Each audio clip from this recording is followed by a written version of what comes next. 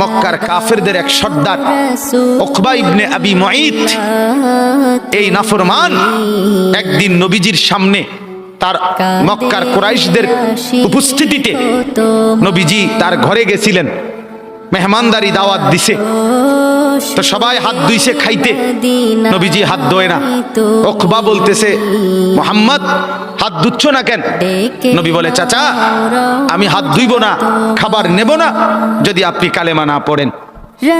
উকবা বলে, হায় মুহাম্মদ, তুমি তো আমার আটকায় দিলা, এখন যদি মেহমান ফিরায় দেই তোমাকে তাহলে গোটা মক্কায় ছিচি পড়বে, সর্দারের ঘর থেকে মেহমান না খেয়ে চলে গেছে, এটা তো আমি সইতে পারি না, যাও কালেমা পড়ে নিলাম।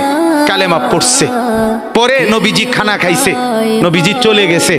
সব কাফের সর্দার এগুলো উমাইয়া ইবনে খালফ, আস ইবনে ওয়াইল, আবু জাহেল, আবু লাহাব, এই নাফরমানরা এবার উকবা ইবনে আবি মুঈতকে একবারে টাইটসে ধরছে জাতা দিয়া। এই দোস্ত, বন্ধু, কামটা করলা কি? একসাথে বন্ধুত্ব, একসাথে চলি ফিরি, আজকে এত বছর একসাথে বন খাই, একসাথে বিড়ি খাই, একসাথে গপ মারি, একসাথে মানুষের বেডিতে দিকে ফিসি ফিসে হাঁটি, আজ এতদিনের সম্পর্ক আমরা সব সিটারি একলগে করি, সব বাটফারি একলগে করি, তুমি কামটা কি করলা? এতগুলো বন্ধুর ইজ্জতের দিকে না তাকাইয়া মুহাম্মদের কালেমা পড়ে ফেললা। দোস্ত, মনে তো চাইছিল না, কিন্তু বিপদে তো পড়ছি, তোমরাই দেখছো। কালেমা না পড়লে সে তো চলে যাবে, তাইলে তো আমার বদনাম হবে, মেহমান ফিরে গেছে, সেটা তো আমি চাচ্ছিলাম না।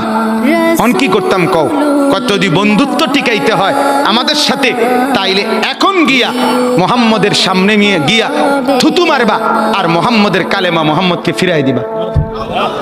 এই জানোয়ার, এই বেঈমান গেছে ঠিকই, গিয়া রাসূলুল্লাহ সাল্লাল্লাহু আলাইহি ওয়াসাল্লামের সামনে থুতু মেরে এরপরে বলছে, মুহাম্মদ তোমার কালেমা তোমাকে ফেরত দিলাম।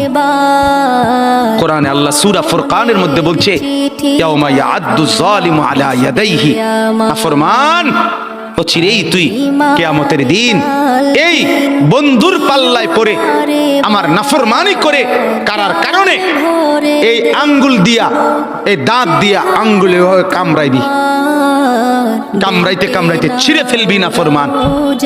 আফসোস করে বলবি, ইয়া ওয়াইলা